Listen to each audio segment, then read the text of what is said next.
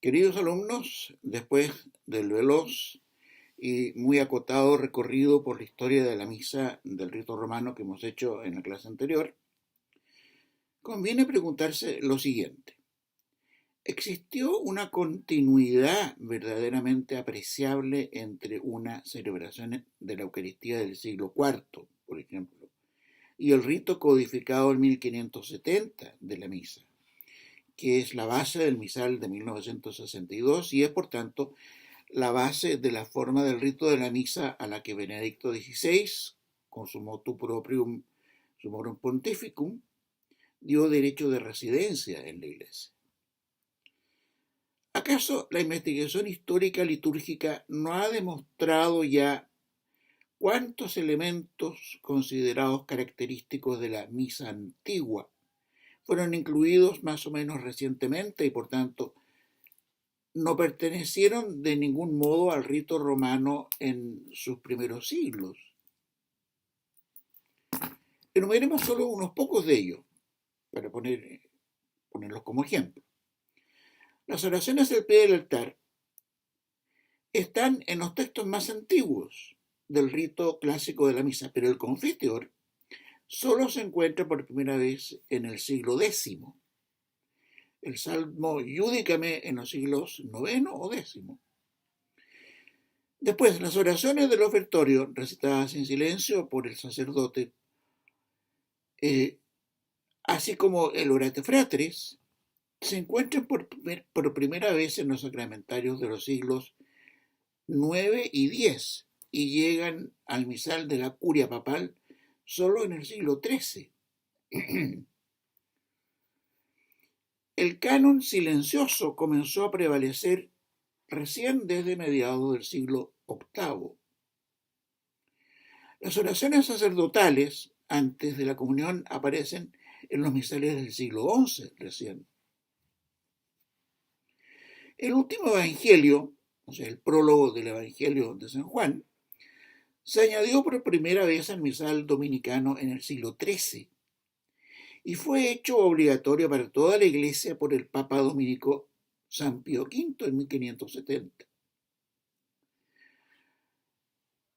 Estas preguntas tienen particular importancia porque los reformadores de la liturgia han argumentado que la historia del desarrollo de la misa demuestra que siempre y en todos los siglos se han introducido cambios en el rito, por lo que no habría razón alguna para escandalizarse de que después del concilio se los haya introducido también.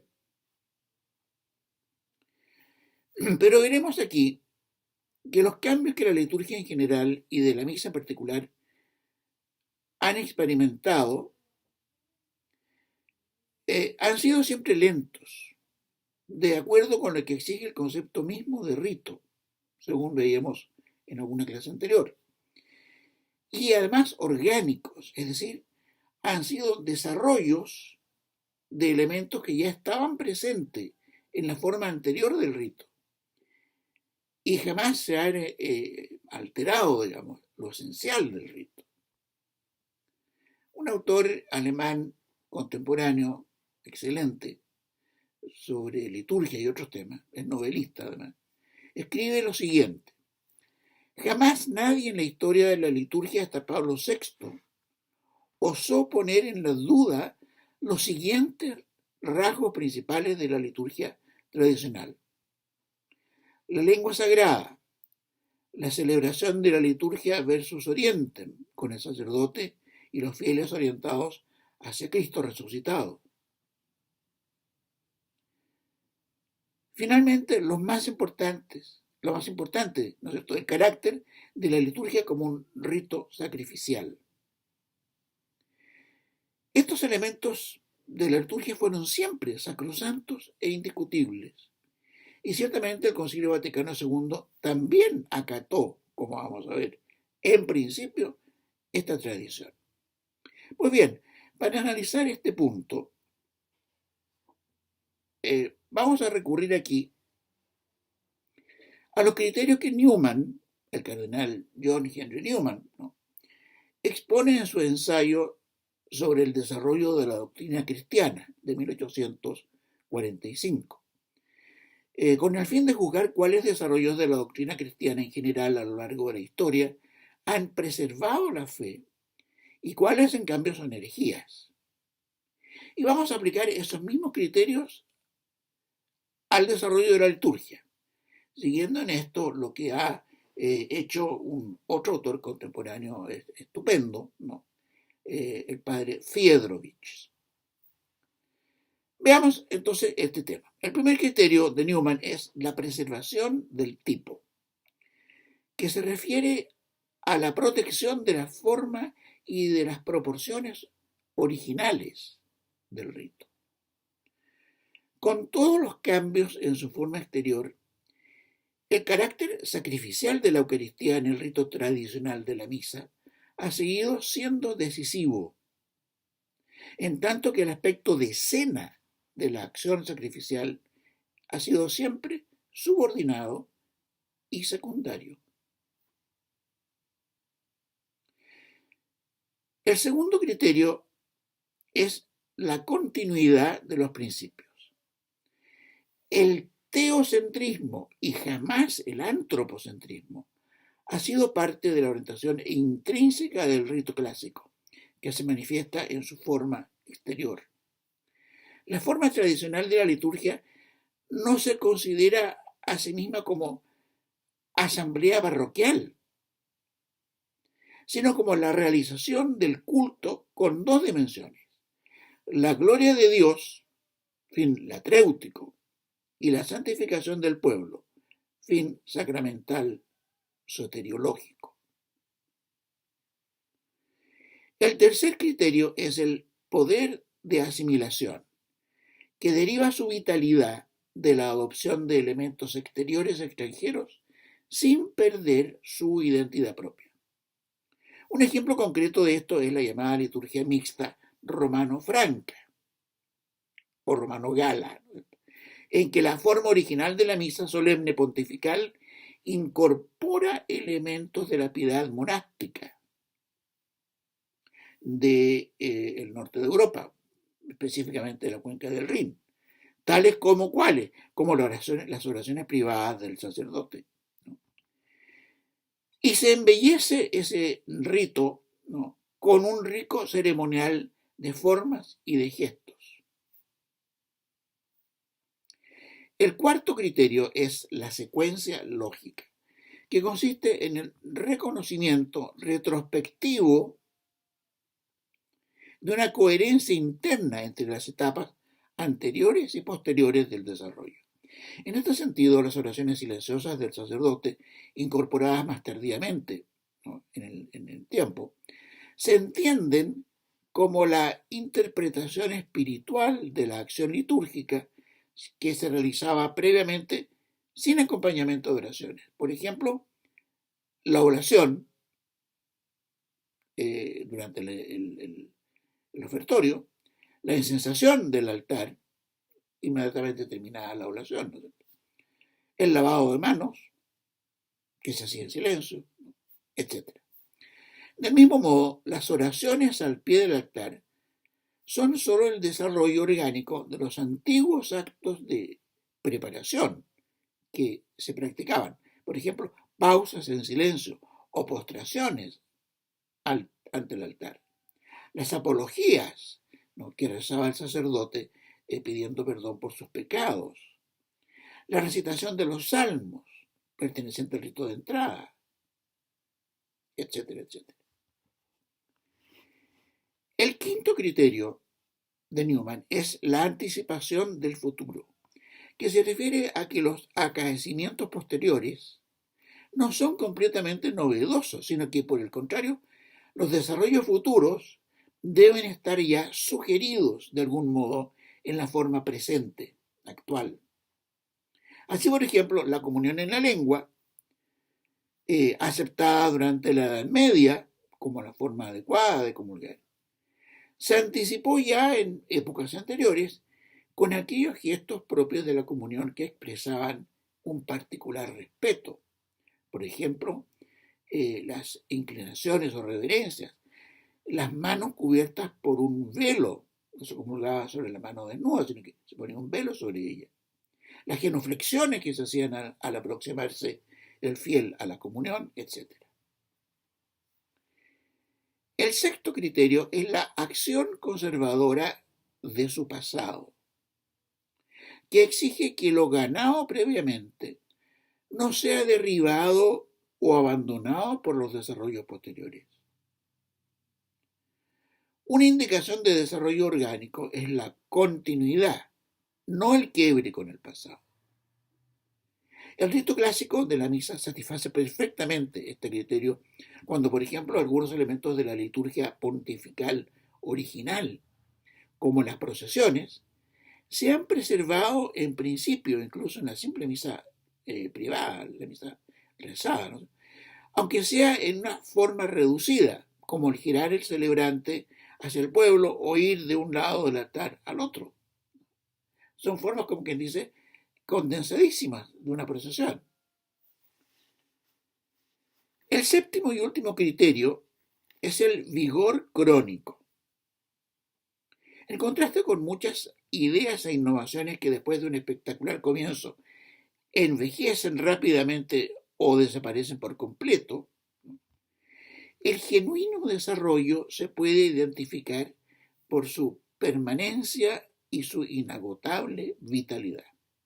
El rito romano clásico evolucionó orgánica y continuamente desde sus elementos centrales durante 1500 años. Su vigor crónico se advierte especialmente en el hecho de que en vísperas del Concilio Vaticano II, ni el laicado ni el clero secular, ni los obispos exigían cambio profundo en la liturgia. Por ejemplo, el propio cardenal Ratzinger, antes de ser papa, escribía lo siguiente: la reforma de la liturgia, de acuerdo con el espíritu del movimiento litúrgico, no constituía una prioridad para la mayoría de los padres conciliares, y para muchos de ellos no era siquiera cosa digna de consideración.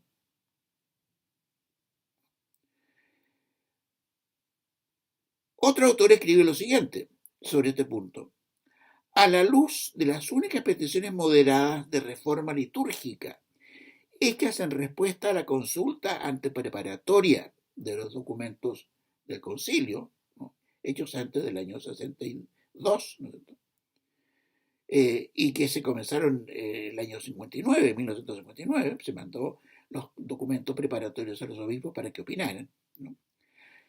Y a la luz también de la amplitud e importancia de los libros litúrgicos publicados hasta 1962, es justo decir que en vísperas del concilio, ni Juan XXIII, ni los dicasterios de la Santa Sede, ni la Comisión Piana, o sea, de Pío XII, ni el Episcopado Mundial, ni los editores de libros litúrgicos pensaban que una reforma litúrgica radical fuera inminente.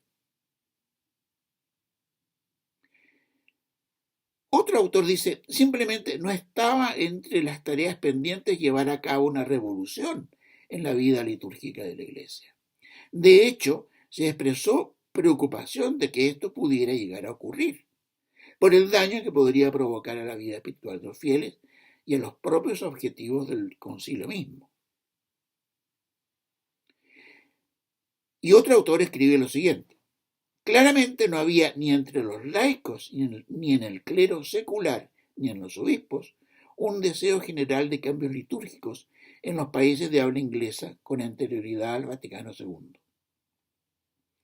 Cuando tal deseo existió, rara vez se refirió a algo mayor que un uso del vernáculo más extenso.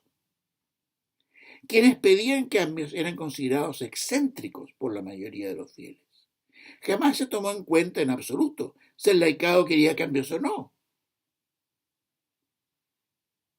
Algunos burócratas clericales desarrollaron una teoría de cómo debía ser la liturgia y sostenían que así debía terminar siendo.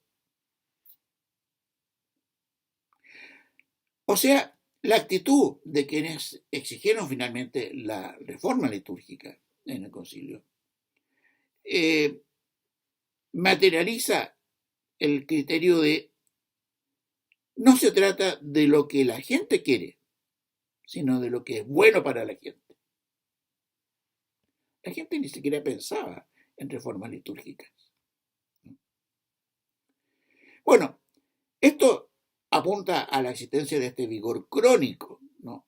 El cual también se demuestra por el hecho de que precisamente aquellos monasterios, comunidades y seminarios actuales que han conservado el rito tradicional, o al menos lo han cultivado junto con la nueva liturgia, ¿no es cierto?, son los que llaman cada vez más la atención y atraen un creciente número de ingresos en los últimos años y décadas, como novicios, novicias,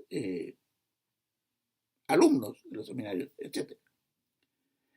Succisa virescit, podada florece. Este lema es el de la abadía benedictina de Monte Cassino, que ha sido siempre reconstruida después de las aflicciones y destrucciones de que ha sido víctima, la última durante la Segunda Guerra Mundial. Y ese dicho, ¿no es cierto?, podada florece, se puede aplicar también al rito clásico de la misa, que a pesar de las adversidades exteriores en el curso de la historia, ha comprobado y continuará comprobando su crónico vigor. O sea, resumiendo este punto, si se aplica al examen del desarrollo de la liturgia durante los 1500 años anteriores, los 8 criterios de Newman para juzgar de su adecuación o inadecuación, de su legitimidad o ilegitimidad, vemos que la liturgia tradicional a lo largo de 1500 años cumple cada uno de estos 7 criterios. Bueno, entremos ahora al gran tema de la reforma de la liturgia de la misa, que es el centro de este curso. En una biografía reciente de Monseñor Annibale Bugnini, que fue el gran arquitecto y promotor de la reforma, se dice que según este, cosa que naturalmente merece duda, ¿no?, su preocupación fundamental en el desarrollo y curso que tomó la reforma de la misa fue favorecer la participación de los fieles. Es evidente que esto de la participación fue solo un pretexto, porque sabemos que el verdadero motivo para la destrucción del rito romano de la misa fue un conjunto de otras ideas. Entre estas hay que destacar el afán modernista de dar lugar a una religión no sobrenatural, de acuerdo con el criterio general de la Ilustración, de racionalizar, por cierto, según un criterio errado de razón, de racionalizar la religión cristiana. Hay que mencionar además, en este sentido, el deseo de Pablo VI de suprimir de la misa todo aquello que fuere más significativamente católico, según una política de erróneo ecumenismo orientado a atraer a la Iglesia a los protestantes. Esto consta en numerosos documentos, y especialmente en las conversaciones de Pablo VI con Jean Guiton, su gran amigo y confidente francés, el cual publicó esas conversaciones, y en las cuales este deseo de Pablo VI, este deseo ecuménico, entre comillas, ¿no?, está claramente expresado. Pero ya antes que Bugnini, hubo algunos clérigos que participaron luego en la destrucción del rito, como el benedictino belga Don Botte, uno de los dos redactores de la Plegaria Eucarística II, que escribieron críticas a la forma como el pueblo participaba en la misa. Y en efecto hubo materia para esa y otras críticas,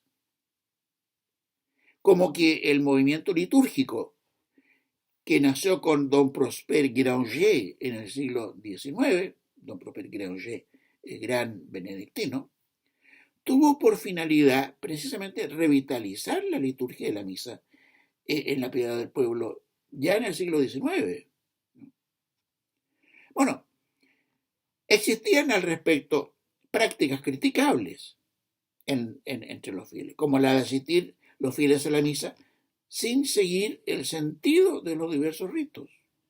Muchas veces, en vez de sintonizar con el sacrificio eucarístico que era ofrecido ante sus ojos, se entregaba a la gente a otras devociones, como el rezo o rosario, o las novenas de santos, etc. Cosa que no está mal, pero quizá no es el ideal, ¿no?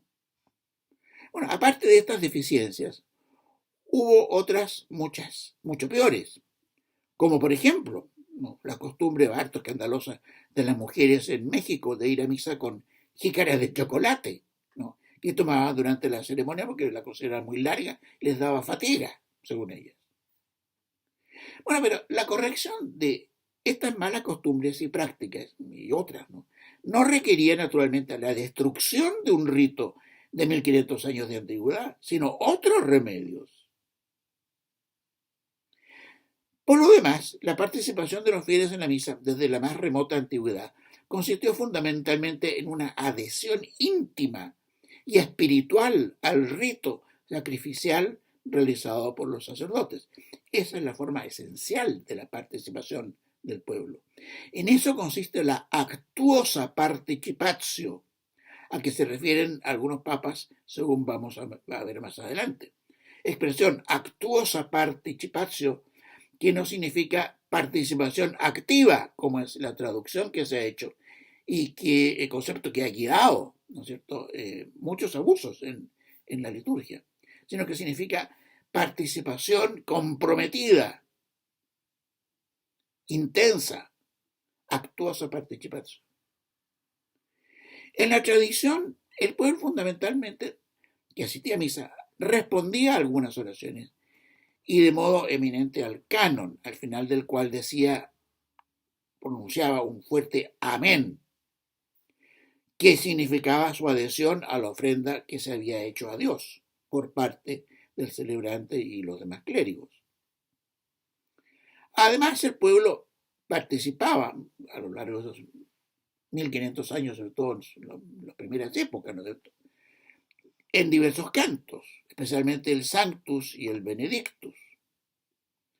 Hasta que al finalizar la antigüedad y comenzar la alta edad media, por allá por los siglos VIII y IX, se creó el coro, o schola, ¿no?, que tomó el canto a su cargo y la gente entonces ya dejó de corear, todo el pueblo, digamos, muchos cánticos en la misa.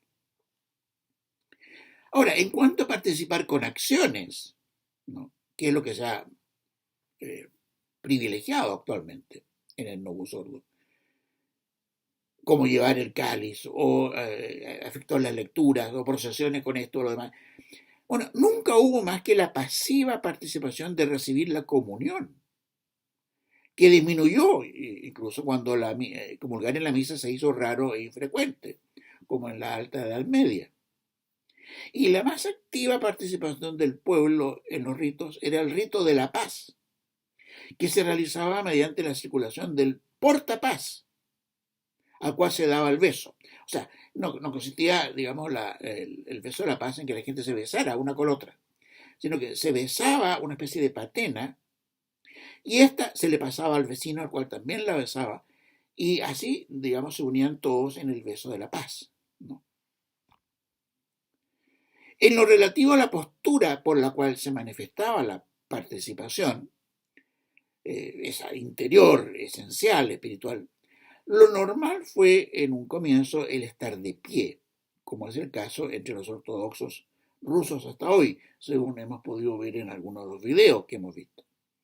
También inclinarse, ¿no?, como en las oraciones después de la poscomunión, durante la cuaresma, en que el sacerdote comienza diciendo humiliate capita vestra Deo, ¿no? Pero poco a poco la postura de la gente dejó de ser la misma que la del celebrante y fue sustituida por la posición de rodillas, consolidada en la Baja Edad Media, o sea, los siglos XIV, XV, ¿no es cierto?, con la devoción al Santísimo, ¿no? O sea, ahí se desarrolla muchísimo la devoción al Santísimo, frente al cual la gente se postra. Ahora, la tradición de orar de rodillas es de origen apostólico, si no hay que mirar esto en menos, ¿no? De Santiago el Menor, uno de los dos apóstoles, se decía que tenía rodillas de camello, de tanto estar arrodillado. Se le habían creado como callos en las rodillas. En resumen, el pretexto de reavivar la participación de la gente en la misa fue solamente eso, un pretexto para intervenir en el rito. Demos un paso más y comencemos a analizar los antecedentes de la reforma.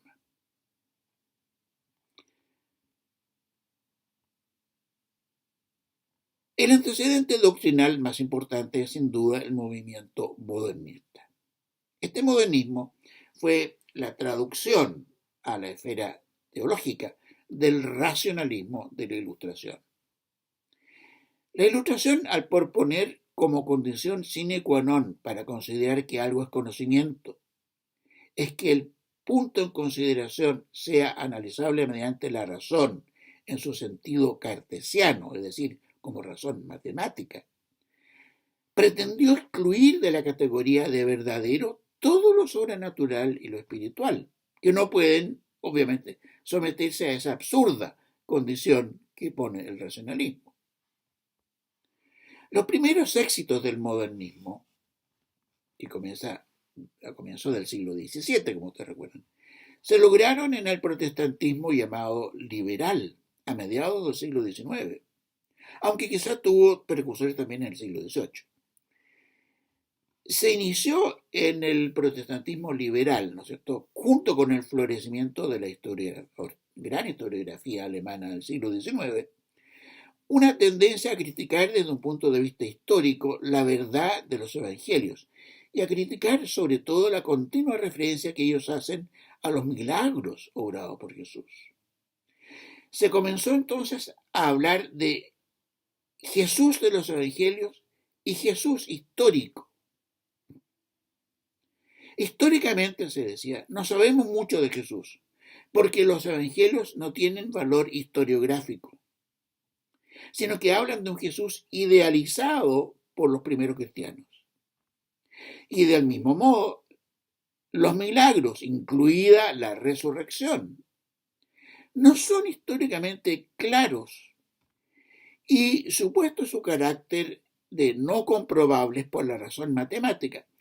Hay que despojarlos de su aura sobrenatural y darles una interpretación alegórica.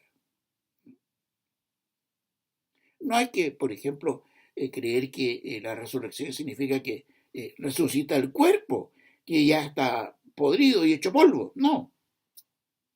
Hay una resurrección del yo, ¿no? Pero el cuerpo ya está ahí, desapareció. Bueno, ello dio lugar, obviamente, a un progresivo deterioro de la fe en el protestantismo. En la Iglesia, el modernismo tuvo un momento de éxito a mediados del siglo XVIII, en lo que se conoció como la Ilustración católica, pero en aquel momento lo que se hizo fue criticar en los países católicos y por parte de católicos a la moderna, naturalmente. Sobre todo algunos muy influidos por la masonería o masones directamente. Se podía hacer en ese tiempo, había muchos católicos que eran simultáneamente masones. Se criticó ciertas prácticas de piedad y cierta relajación de costumbres, sobre todo en el clero, ¿no?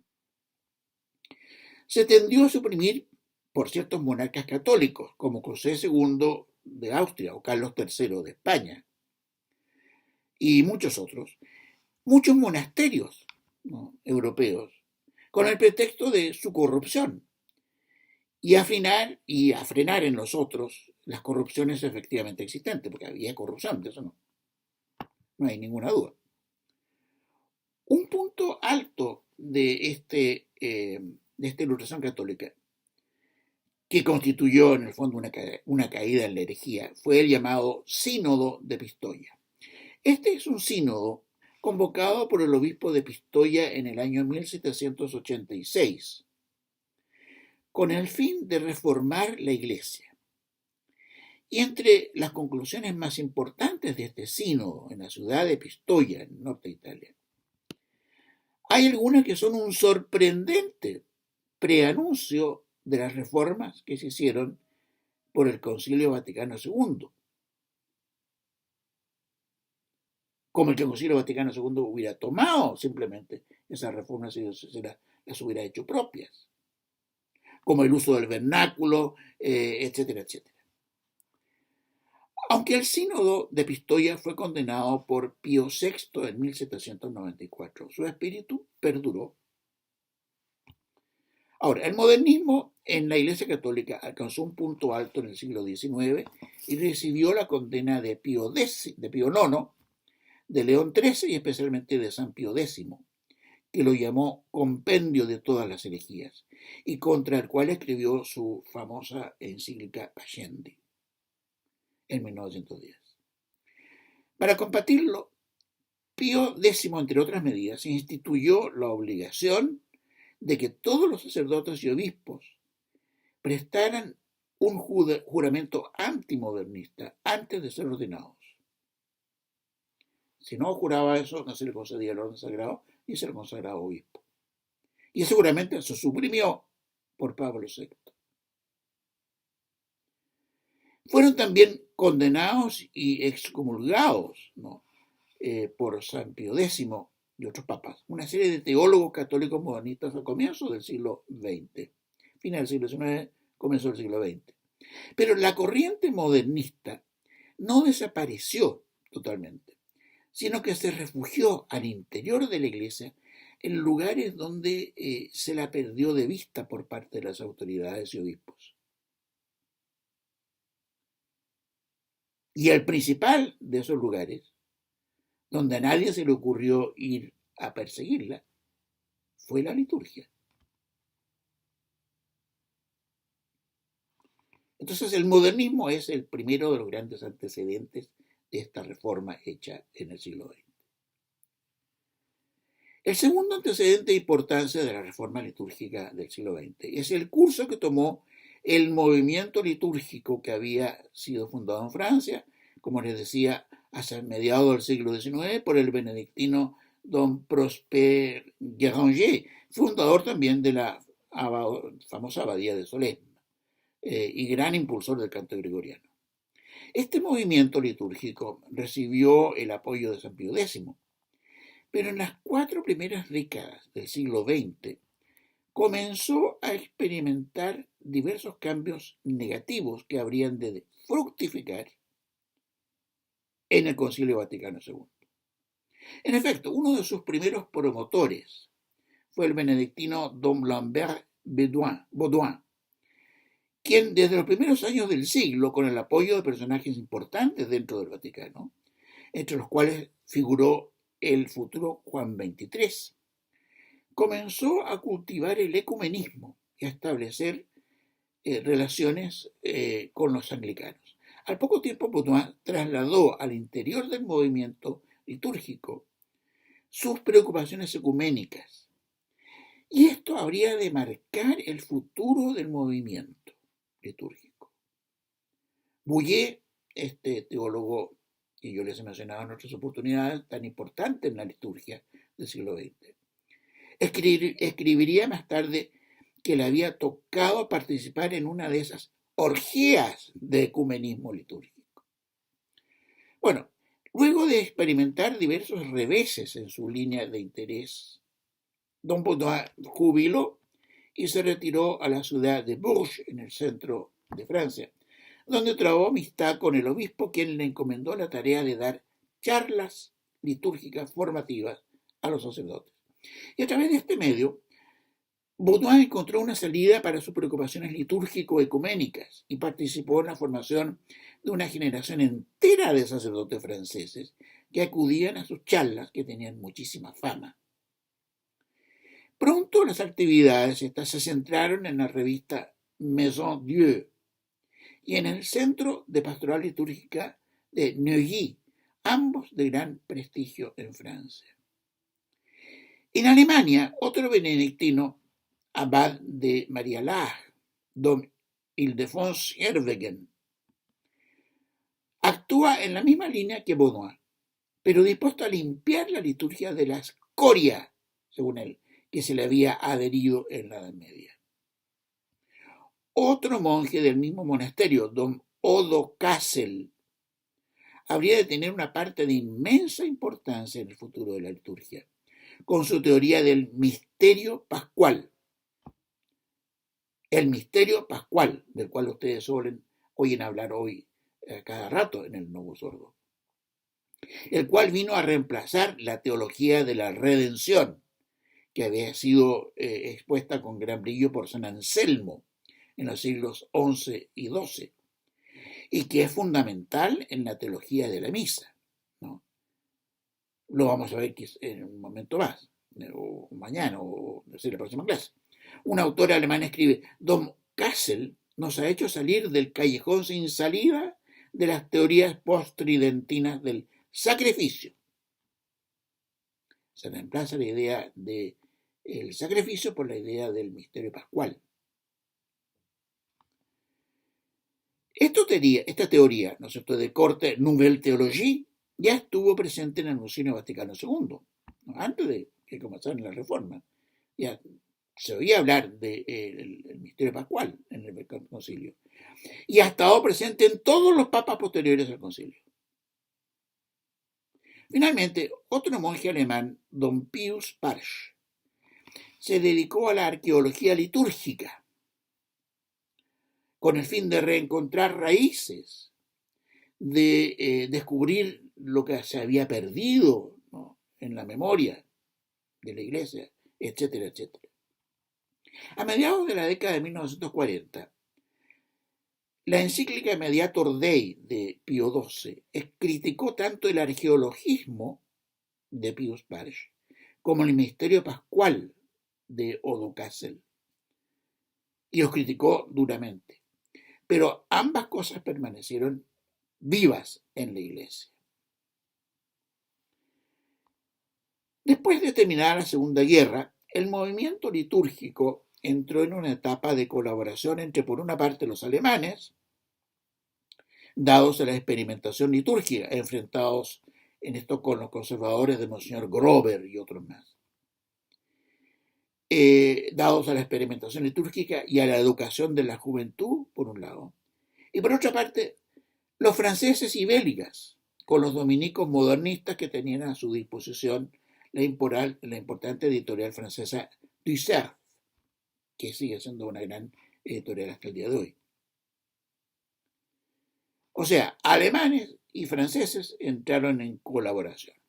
Don Baudouin escribe una estrategia de reforma litúrgica extraordinariamente cínica, a mi modo de ver, en que expone cínicamente, entre otras cosas, el disimulo, la paciencia y la prudencia con que hay que impulsar los cambios, muchos de los cuales ya habían sido experimentados tanto en Francia como en las misas cara al pueblo, por ejemplo, ya en la década de 1930.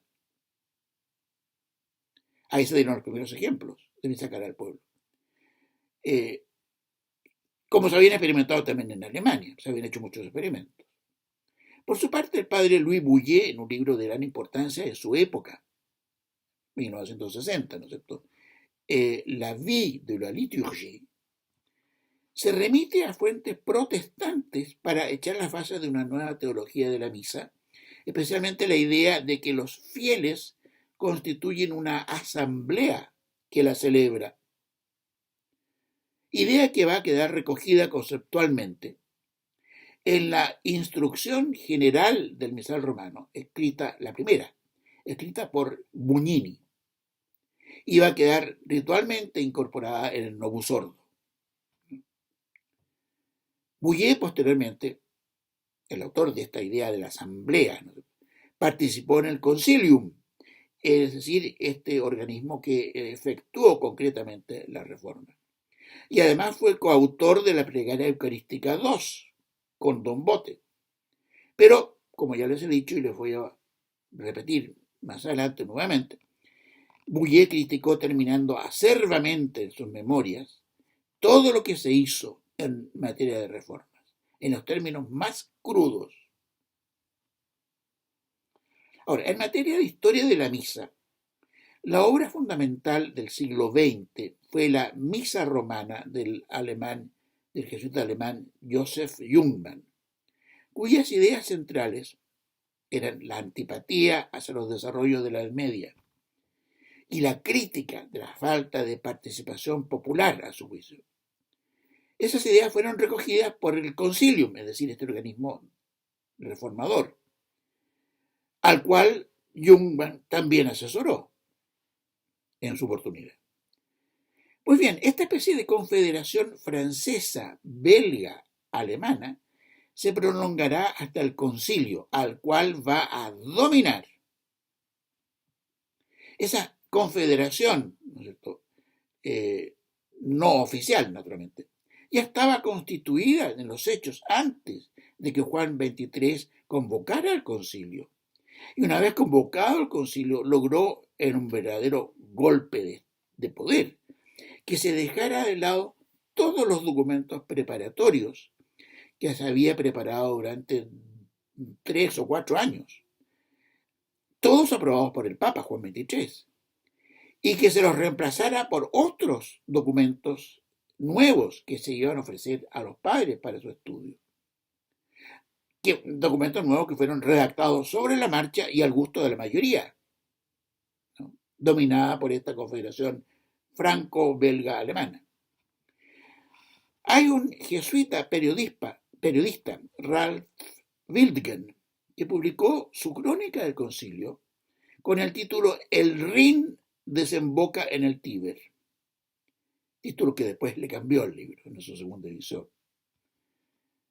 Hasta ese punto, ¿no es cierto?, la influencia nórdica terminó dominando el concilio, es decir, el Tíber.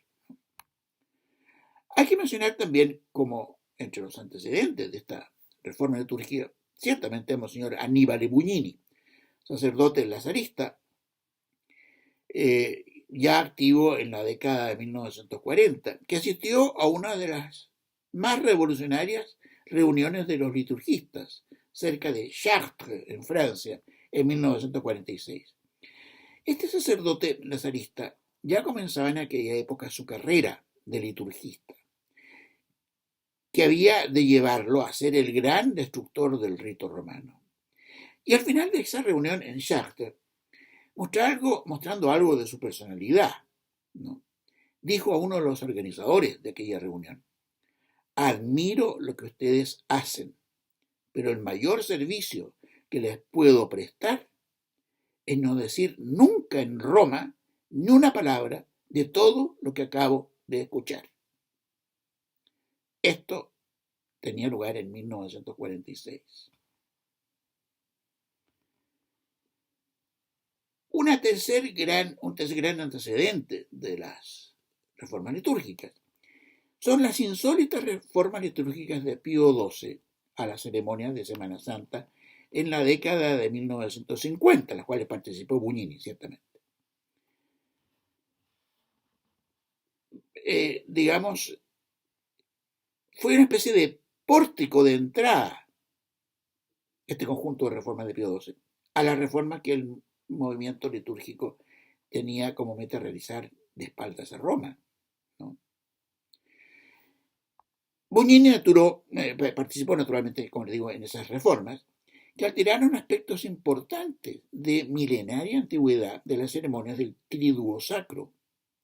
Y ya no desapareció más Bugnini del escenario litúrgico del Vaticano, salvo por un lapso de 2 o 3 años a comienzos del pontificado de Juan XXIII, de 1958 adelante, en que fue vetado por el cardenal español Larraona, que le tenía gran antipatía a Bugnini, que desconfiaba de él. Y fue en este periodo en que estuvo vetado 2 o 3 años, que no participó de los estudios de liturgia que se hacían en el Vaticano, que se afilió a la masonería, de lo cual hay testimonios posteriores. Y solo dejó sus cargos relacionados con la liturgia, Bugnini, en el año 1976, cuando de la noche a la mañana fue destituido por Pablo VI, luego de enterarse el Papa de algunas sucias maniobras de Bugnini en el desarrollo de la reforma litúrgica y de enterarse también de que era masón. Con la muerte de Pío XII y la elección de Juan XXIII llegó finalmente el gran momento del movimiento litúrgico. Don Baudouin dijo a Bouillet, según relata este en sus memorias, si eligieran a Roncalli, todo se salvaría. Sería capaz de convocar un concilio y de consagrar el ecumenismo. Roncalli y Baudouin ya habían trabado amistad en la década de 1920, época en la cual Roncalli había sido profesor en Roma y se le había privado finalmente de su cátedra y se dedicó desde ahí en adelante a la diplomacia. Veamos ahora los comienzos del concilio y de la reforma, entrando ya cada vez más en materia. Cuando el 25 de enero de 1959, Juan XXIII anunció que se convocaba a un concilio, uno de los presentes en esa ocasión comentó lo siguiente: se necesitarán 400 años para que la iglesia se recupere de lo que va a pasar. Y lo que iba a pasar comenzó a verse luego cuando se nombró a los consultores que habían de preparar los documentos para el concilio. Entre ellos destacaban el padre Yves Congar, el padre Henri de Lubac, francés, y Karl Rahner, jesuita. Los tres representantes de la Nouvelle Théologie. La nueva teología, conocida generalmente con su expresión francesa, Nouvelle Théologie, ¿no? Porque fue especialmente en Francia donde se la gestó, aunque en verdad tiene sus fundamentos últimos en la filosofía alemana, se caracteriza por lo siguiente: se aleja todo lo posible de la teología de Santo Tomás de Aquino. Toma como fundamento filosófico a la filosofía moderna, especialmente la de Kant, que postula tres aspectos incompatibles con la visión cristiana. No podemos conocer la esencia de las cosas.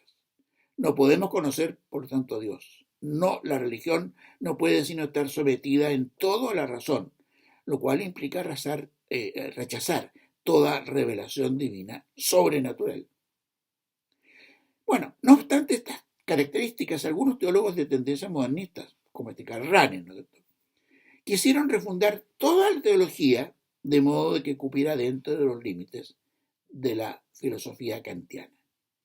Y en ello fueron seguidos por muchos franceses como este Congar y Lubac y otros más, todos importantes durante el concilio.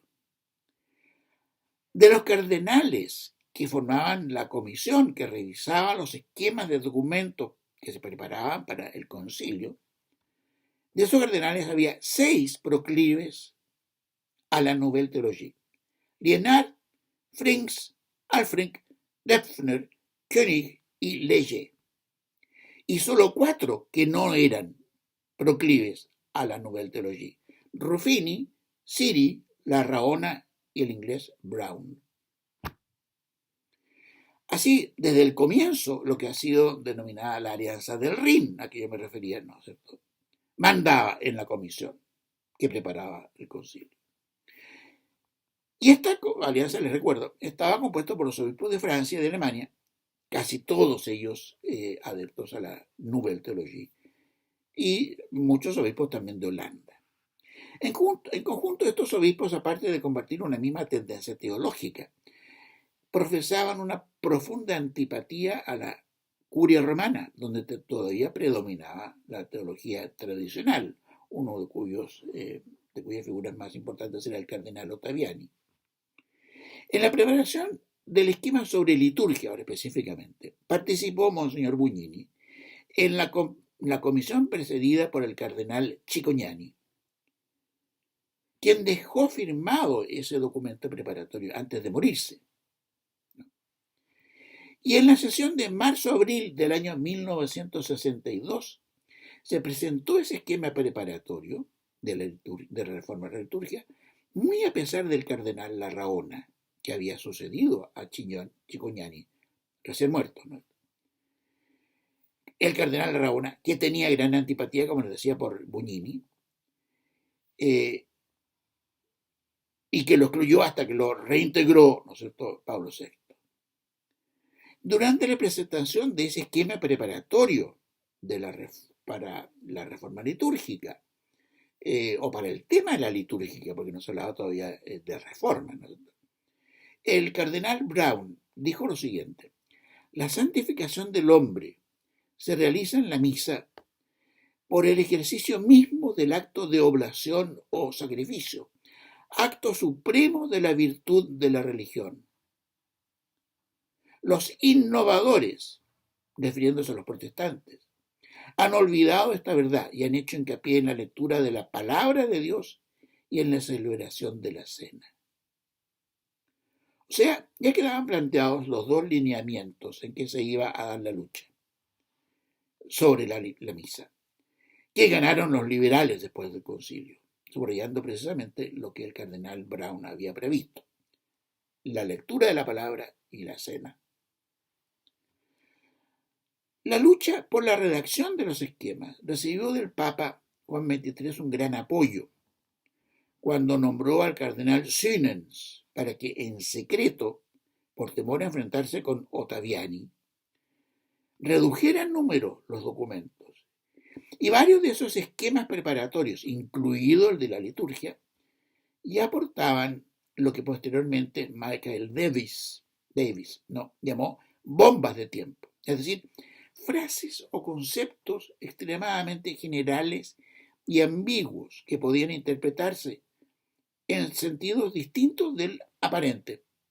A primera vista decían algo, pero se los podía interpretar de muchas otras formas que contradecían incluso esa primera interpretación. Se llevaba así a la práctica la estrategia que había expresado Monseñor Bugnini y el monje don Lamberto Benoit. En los documentos presentados a las autoridades, no entrar en detalles, sino que dejar las puertas abiertas para posteriormente, ya aprobadas las ideas en general, se pueda hacer derivar de ellas las consecuencias mantenidas en secreto que se había deseado o se había buscado desde el comienzo. Como se puede ver, ya desde antes de comenzar el concilio, el ala liberal de los obispos, capitaneados por estos cardenales y obispos franceses, belgas, holandeses y alemanes, se había apoderado del concilio. En julio de 1962 se envió a los padres conciliares los esquemas preparados y el 11 de octubre de 1962 se inauguró el concilio. Sin embargo, el comienzo del concilio fue testigo de un golpe de Estado dado por la Alianza del Rin. Golpe de Estado muy poco conocido, pero que es realmente escandaloso. En una de las primeras sesiones se plantearon críticas a los esquemas preparados por la curia, estos esquemas preparatorios sobre los diversos temas, alegándose que eran una imposición del Vaticano, que coartaban la libertad de los padres conciliares para discutir los temas. Frente a esto, el cardenal Ottaviani inició la defensa de esa documentación, de esos documentos preparatorios. Pero como se extendiera algo más allá del tiempo reglamentario, el cardenal que presidía la sesión ordenó que se cortara la electricidad para privarlo del micrófono. De tal manera que hubo un momento en que Ottaviani siguió hablando y nadie lo oía. Se humilló así a Ottaviani del modo más atroz, en medio de las burlas de sus oponentes, en el aula del concilio, en la Basílica de San Pedro. Y a continuación, los padres, en abierta rebelión ante los preparativos que había hecho la curia por encargo de Juan XXIII, exigieron que se eliminaran los esquemas que se había preparado durante los años anteriores para la discusión, y se los reemplazara por otros que serían redactados por el propio concilio. O sea, el propio concilio iba a redactar documentos para la discusión y a continuación iba a discutirlos. Quien encabezó la rebelión fue el cardenal francés Liénard, el mismo que había consagrado, fíjense ustedes lo que son las cosas, había consagrado obispo a Monseñor Lefebvre. cardenal al cual se acusó posteriormente de ser masón. Se dio además una lucha sin cuartel a partir de este momento para designar a los miembros de cada comisión del concilio, de liturgia, de Sagrada Escritura, etc., para asegurarse la victoria en cada uno de los temas que debía el concilio de tratar. Y naturalmente en esta lucha, no, la victoria fue para los liberales, para la Alianza del Rin. El ala liberal se había apoderado del concilio en el momento mismo de sus comienzos. Bueno, vamos a dejar hasta aquí la clase de hoy y vamos a abrir entonces, como de costumbre, un periodo para que ustedes hagan sus preguntas.